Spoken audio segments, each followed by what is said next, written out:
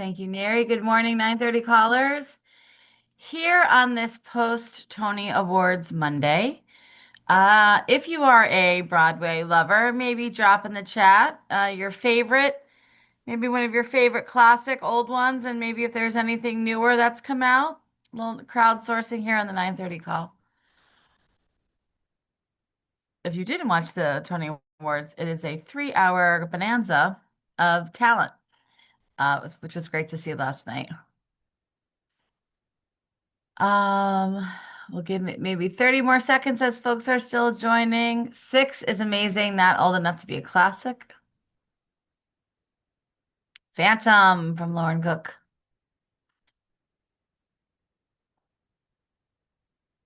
Les Mis and Hamilton. Emmanuel, you must have been very happy last night to see the OG cast of Hamilton come back 10 years later.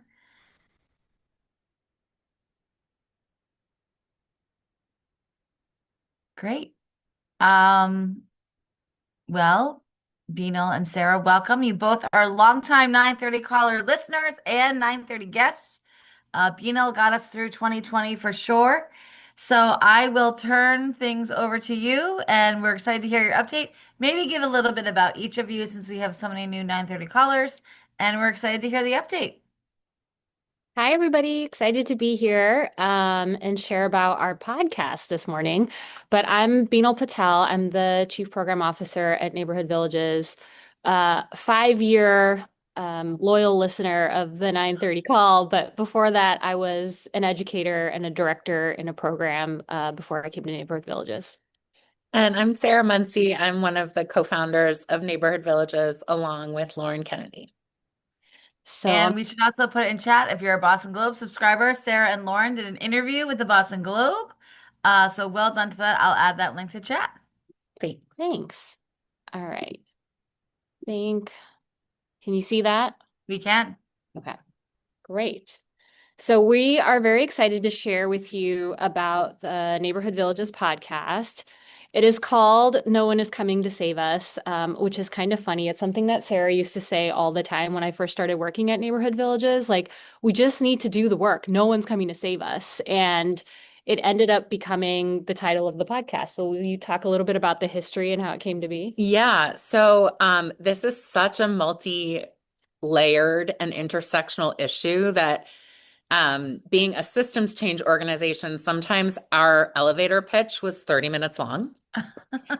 And so we were like, what we need is a podcast. And Lemonada Media had just done an amazing podcast on the opioid crisis. And the amazing thing about it and why it won so many awards, it's called Last Day, is because you wanted to listen to the next episode, though it was kind of heavy and meaty. And so we were like, that's kind of what we need is really good storytelling. So we partnered with Lemonada Media. It was during the pandemic, parents were feeling very overwhelmed. We made a podcast and it has persisted for 5 seasons, going whenever it comes out between usually one for children and families on Apple Podcasts in the nation with over 1 million listeners, a really devoted fan base. We launched right when the pandemic was like hitting folks the hardest during the like primal rage scream meetups kind of. And so the name really resonated with people. And the podcast is about the childcare crisis. It like takes on childcare, not just parenting, not just it's about the childcare crisis, and how hard it is to raise children. So over the 5 seasons, each season has had a different format. If you haven't listened to any season, I definitely recommend season 1. As you can see, Kristen Bell was our Tell It Like It Is correspondent, which was pretty cool. At least for my kids, they thought we were so cool that Princess Anna was on our podcast. And so season 1 was actually a 4-part docuseries. And so the first episode called You're Not Crazy, Childcare Is, interviews some people that you all know from the 9:30 call, Lauren Cook from Ellis Early Learning and educators from there, and really goes into what the crisis is, why as educators and providers, we cannot afford to pay teachers a wage, but why as parents, they cannot afford tuition, and really breaking down what the crisis is and that parents aren't crazy and mothers aren't crazy. It's really the system that we're in. Episode 2 goes into the history of the childcare system, particularly in this country, and why it sort of came to be. One of my favorite parts is Kristen Bell goes to the Oval Office when Nixon has that piece of legislation on his desk and doesn't sign it, and she's yelling at him. It's really a well-told story of how we've ended up where we are. Episode 3 goes into examples of where good childcare systems exist. So, in Germany and in the military system, we do have examples of where good childcare is there, and we can learn from that as models. It's not impossible. And then episode 4 is really advocacy. It has Elizabeth Warren, it has other speakers saying, yes, we can do this. Here's how we need to raise our voices. We need to have a shared vocabulary, and we need to go out there and we need to talk about the issues. So it's really, to me, it's really an inspirational season because it breaks it down, it gives the information, and then it's very action oriented in what you can do. And then in season 2, we dabbled in weekly podcasting. It was a short dabble That's of a lot. season. It was a lot. Yeah, it was like a whole job. This is not Neighborhood Village's main body of work, but advocacy and movement building is a big part of what we do. And so but we did for one season have a weekly podcast, and it interviewed different folks in the field and tangential to the field every week. And it was great. And it was during the overturning of Roe v. Wade. And so that really played heavily into it. But it's a lot of episodes. It's great. And then on season 3, it was right when folks were starting to be in rooms together again. And so we went with LaToya Gale from our team, who you all know as one of the co-hosts across the country, and had live events that were the podcast tapings of what was going on in that city. It was innovative, what was hard, and it was amazing.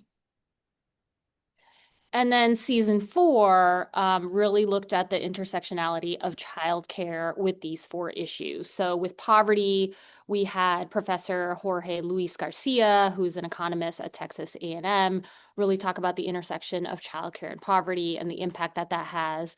Mental health, many of you know Terry Chabot from JFCNS. She talked about early relational health and supporting young children and families and relationships in childcare. The episode around homelessness, again, you all know Kate Baran from Horizons for Homeless. She really is an expert in this work and talked a lot about what that looks like. And then for climate change, Dr. Lisa Patel, who's a pediatrician and clinical associate professor at Stanford Medicine, talking about the intersection of climate change and childcare. And particularly, I remember her talking about the wildfires in California and the NICU and the black smoke and the concerns that they had around the health of young children with everything happening around climate change. So each episode really covered a different topic and how they intersect with childcare. And then we get to season 5, which just came out this May. And so season 5 goes back to this idea of a 4-episode sort of docu-series storytelling. And we sort of lay out what the 4 demands are of a childcare system, really trying to understand what is the vocabulary that we want to use when we're thinking about what is the childcare system and what are we asking for and how do we break it down in the most simplest terms. So demand number 1 is guaranteed, and each episode has a particular language around it and then a speaker that can speak to it. So this one had Rebecca Balin, who's the co-founder and executive director of New Yorkers United for Childcare, really talking about their fight in New York City around guaranteed childcare, which they were doing for 3 and 4-year-olds at the time, and then expanding and thinking about universal childcare, which they're still fighting for, but we're really talking about what that fight looked like when they were doing it for 3-year-olds. Oh, there we go. Episode 2, I'm slightly biased, but I think is one of my favorite episodes of all time. I think you've had Junlei on the 9:30. Oh, yes. Right, Amy? Okay. So Dr. Junlei Lee, if you've never heard him speak, is I think one of the most inspirational people to talk about the issue of high quality and what that really means. And I have a little bit of a snippet at the end, so I won't give too much away, but he just does such a beautiful job of talking about what high quality is, that it's not not fancy buildings, that it's not fancy furniture. It really is the people, the caretakers, and the relationships. So this is one of the most beautiful episodes I think we've ever done, because he is just an incredible speaker. And then episode 3, the demand is an accessible childcare system. I think you've also had Dr. Jeff Liebman on the 930 call. He recently released a report that really breaks down, I think in the simplest way I've ever understood it, what accessible childcare could look like as a system. And really, I'm an economy nerd, honestly. My degree is economics. So when he breaks it down, it's really the economics of childcare, looking at the demand, looking at the supply. Do we have enough demand to meet the supply? Do we have enough supply to meet the demand? If we were to expand, what would that look like? What would the cost be as a state? It's really broken down so simply, and he does such a great job on the podcast talking about how we can do that and what the order of steps are, which is really important. We can't be talking about increasing supply if we're not talking about quality first. So the order and sequence is important, but so is the numbers to make sure we can meet it. And then the last episode, which is also one of our favorites because we get to gush on the Neighborhood Villages team and all the work that they do and that we do together in as a model and example of what a supportive childcare system would look like. So we talk about high quality curriculum, we talk about coaching, we talk about early relational health support, we talk about family navigation and support and operations. And really, if we're talking about wrapping around children and families and educators, that's what we mean when we're talking about a supportive system. And so what are some examples of what that work looks like in a very tangible way? So we have it's a 1 minute snippet, but in case you've never heard the podcast, this is, I think, one of my favorite parts of it. It's the episode with Junlei, as I talked about. And at the very end of the episode, he really breaks down when we're thinking about high quality, what are we talking about? So I hope this works. Give me a thumbs down if you don't hear anything. Sure.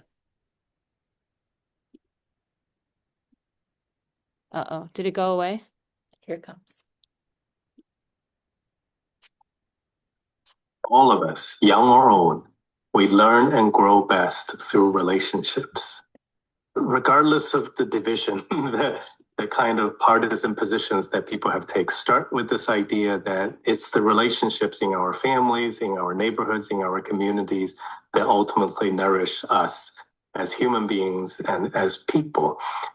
And then to talk about how relationships is the foundation of everything that we hold dear when it comes to children's development.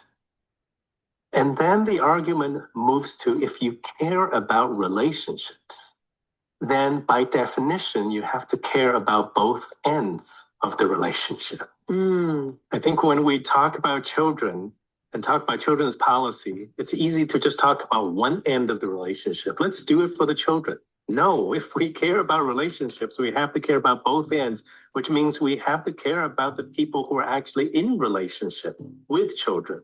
And that is their families, and that is those who provide care to children. And then from there, push the point and push the very common sense argument that we cannot make a lasting impact on children by skipping over these adults in the middle, and just keep pushing, repeating that, and ask, how can our current practices, our current programs, our current policies support these adults in the middle? Okay.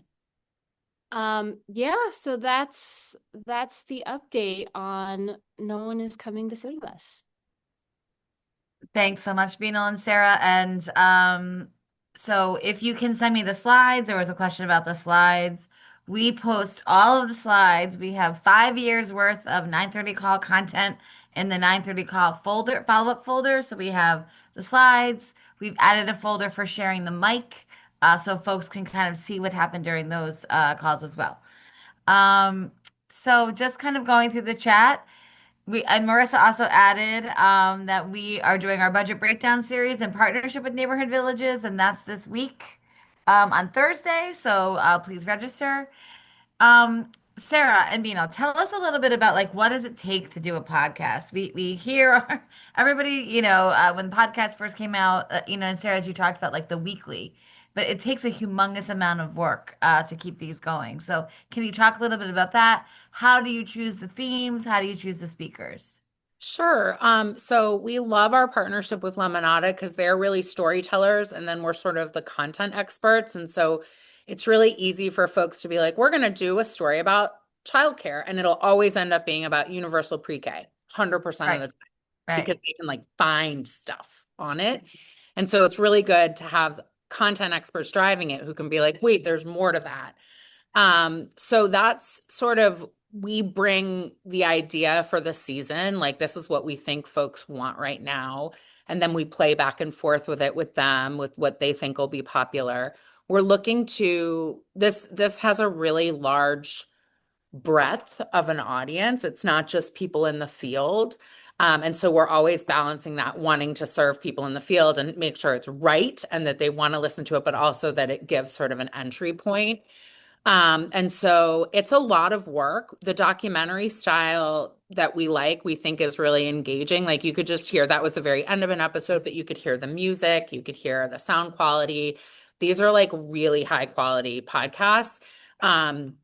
And that, of course, costs money. But we started with Lemonada when they were like a 2 or 3 podcast company. And now they have like Meghan Markle's podcast and she advertises on our podcast.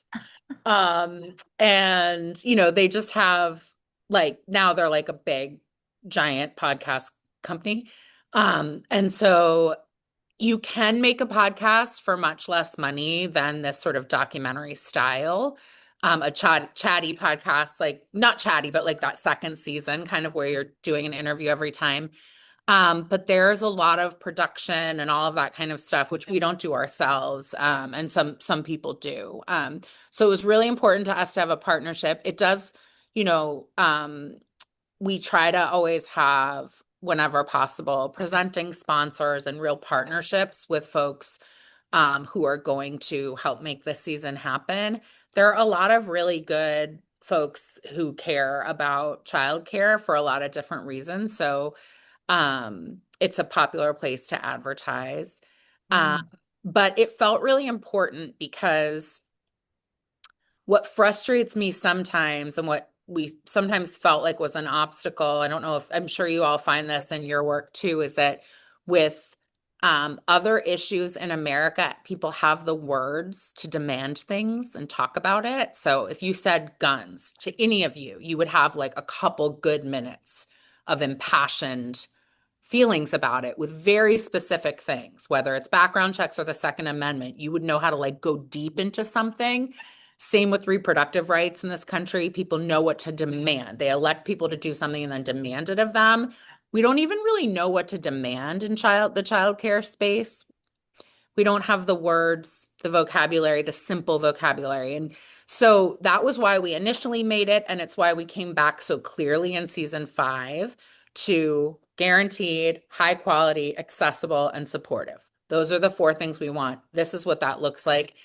Anything we care about fits, or I think collectively, when we sort of stress tested it, fits in one of those buckets. And I think that's why so many guests came on who we feel honored to get to be alongside. Because, yeah, it's really about making those demands. I think it's been really cool too, because Gloria Rivera, who's the ABC correspondent, has been there for all 5 seasons. She's such a good interviewer. This was the first time I had been interviewed by her, and like she's really asks great questions, brings out the conversation. Obviously, she's an expert. This is what she does.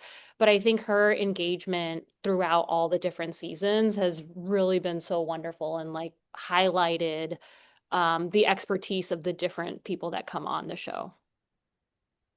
It's and so I think Sarah, what you said in Titus said the same thing in chat. Like the language we used to say that to legislators, like people don't know they can come and like pound on the door of the state house and demand these things. People think it's their own problem, and the balance of serving the field and serving people who we need to kind of get to. Ellen, who was on the 9:30 call last Monday, shares this is an incredible excerpt. At the Playmaker Project, we talk about having an adult first approach to the children's well-being, and I love this image of both ends of the relationship. We can't just do it for the children without doing it for the adults who educate and care for them. We can't skip over the adults in the middle. Beautiful, powerful. Can't wait to listen more. Yes, I mean, Zhenle, as you say, Binel, is just an incredible, beautiful, love-filled, he has just a beautiful way of talking about it. He was on the call, and the first time I met him, he showed the video of the family child care provider with the baby reading the junk mail because the baby just wanted the interaction and just how powerful that can be. And it says, wow, this is powerful to know what to demand. Love it. Um, and when you think about all the seasons you've had, what does it look like for the follow-up? You know, you kind of got to my question first, like as people are learning about this by coming on the podcast, what have you seen as a result of that maybe change, as they go on? Well, I just can't believe, first of all, how many people are listening to a podcast about childcare. Also, I mean, that I think is a sign for all of us of what Right. this moment is.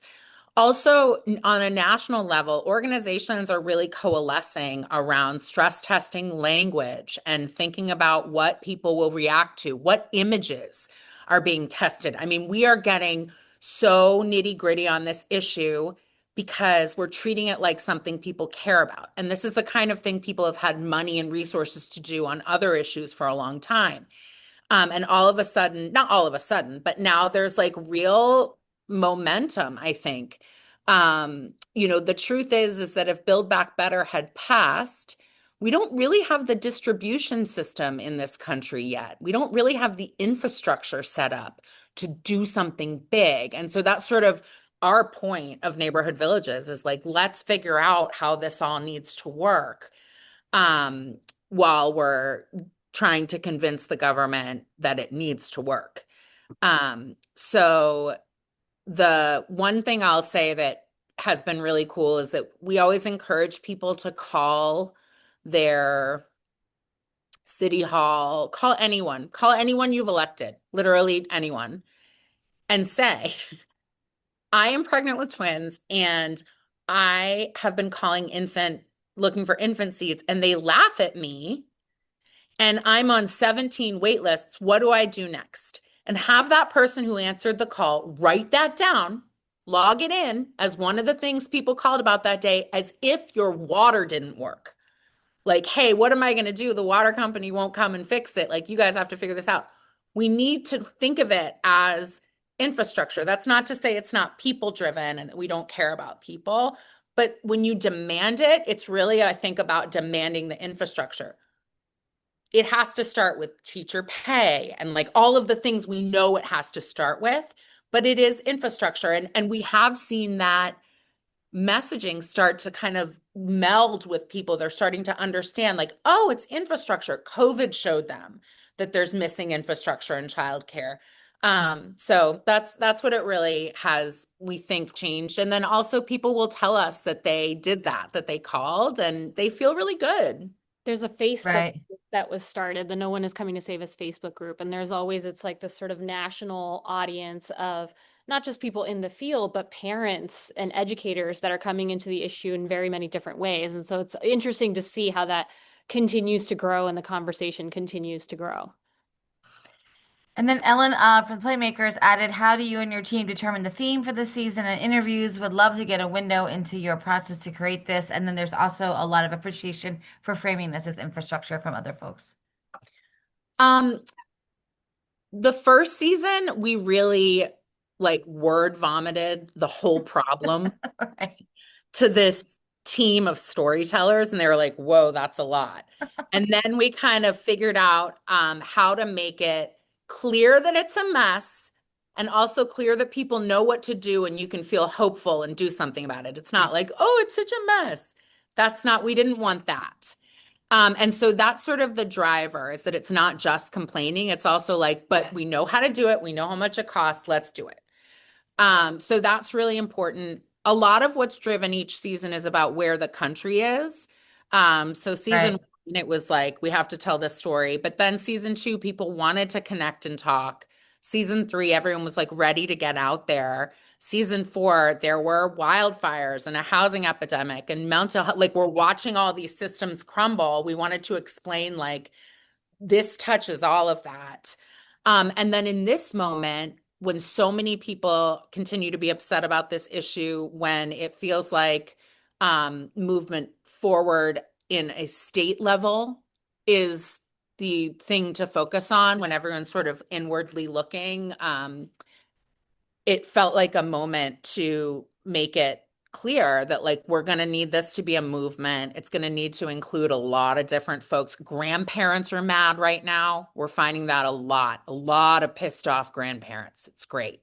And like they are all in on this issue. A lot of really upset business leaders. People can't convince people to move here for jobs anymore. This is one of the reasons why. We have like everyone at the table, as you all know, and it's about giving us the same language. Because if we're fighting about different things for different, like on different levels, for different plans, we just really need to understand like what will it look like if it works. Right. So that's why we kind of tried to get the language the same. Well, and imagining that, right? This we talk a lot about that, the solutions-based approach, which we need to like imagine ourselves. Um, and then I know Linda Smith in the first season. Yes. Linda was one of the, I mean, she's had such a long history in the infrastructure, in the systemic parts of it. And her interview was incredible. I can remember on a walk during COVID, listening to her and just yelling out loud, "Yes, keep saying that. Yes, we need to use that." All right. Well, so this is the fifth season. Is there a sixth season in the works? We don't know yet. That we didn't think there would be five. Right. It That's what keeps they always say, going. and the next thing you know, Fonzie's jumping the shark. No, that was a Gen X reference, people. Um, but I think to Sarah's point about the language, not just the language, but how to frame it, how to talk about it, how to hear all these different people talk about it. So I also think like you've been able to be responsive and proactive at the same time, which I think is what we need in this work. We need to acknowledge what people are going to every morning, every Monday morning. People are walking into programs and dealing with the same issues that we've been talking about for years. And how do we imagine what the future is? Sarah Beadle, any final words?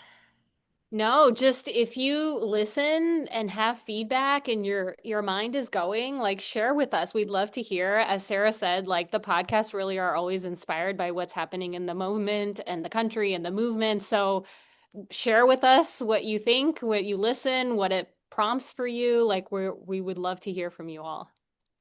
And Donna shared about air quality. And if you look at any weather report of it's a bad air quality right now in Boston because of the wildfires. Yeah.